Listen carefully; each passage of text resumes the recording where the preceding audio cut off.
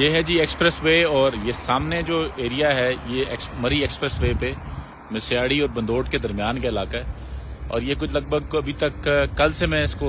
میں یہاں سے گزرا تھا تو اس وقت آگ لگی ہوئی تھی، اور ابھی تک یہ دیکھیں یہ دھواں یہاں سے بھی اٹھ رہا ہے ابھی اس ایریا سے بھی، اور یہ دھواں یہاں سے بھی اٹھ رہا ہے، اور یہ تقریباً کوئی 2 کلومیٹر کا یا 3 کلومیٹر کا علاقہ ہے، اور یہ سب اس وقت اس کا انشاءاللہ جنگل جل چکا ہے، اور یہ کچھ زیادہ ہم دور بھی نہیں ہے۔ مجھے نہیں لگتا کہ کوئی کوآرڈینیٹڈ، کل بھی ایفرٹ میں نے دیکھی تھی اور آج بھی یہ جو دھواں اٹھ رہا ہے، تو ہم اربہ روپے، میرا خیال ہے مجھے شاید ابھی کیلکولیشن میرے سامنے آئی تھی کہ شاید ہم کوئی 20 ارب روپے جو ہے وہ پنجاب کے جنگلات کو لگانے میں لگاتے ہیں، تو کیا ہمارے پاس کوئی میکینزم نہیں ہے کہ ہم اس کو آرگنائز طریقے سے اس کو آگ کو بجھا سکیں،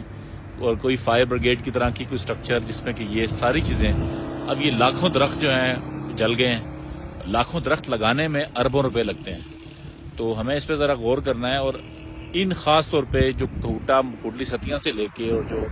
اوپر کالام تک کے علاقوں پہ ہمیں جنگل اگانے سے زیادہ ان جنگلوں کو آگ لگنے سے بچانا ہے اور ان کو پرزرو کرنا ہے۔ تو سوچنے کی یہ ضرورت ہے کہ ان جنگلوں کو آگ لگنے سے، ری جنریٹ کرنے سے، ری گرو کرنے سے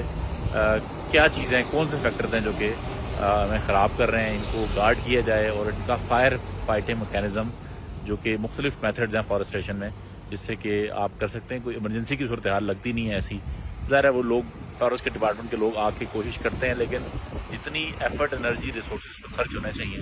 اتنا شاید ایلوکیٹڈ نہیں ہے۔ تو ایک دفعہ پھر اس طرح کی سینکڑوں، اگر آپ یہاں سے ظفر آباد تک جائیں یا اوپر کشمیر کے علاقے جائیں، سینکڑوں جگہوں پہ اس طرح آگ لگتی رہے گی اگر ہم نے اس کو ایمرجنسی بنیادوں پہ اس کے لیے پالیسی نہ بنائی۔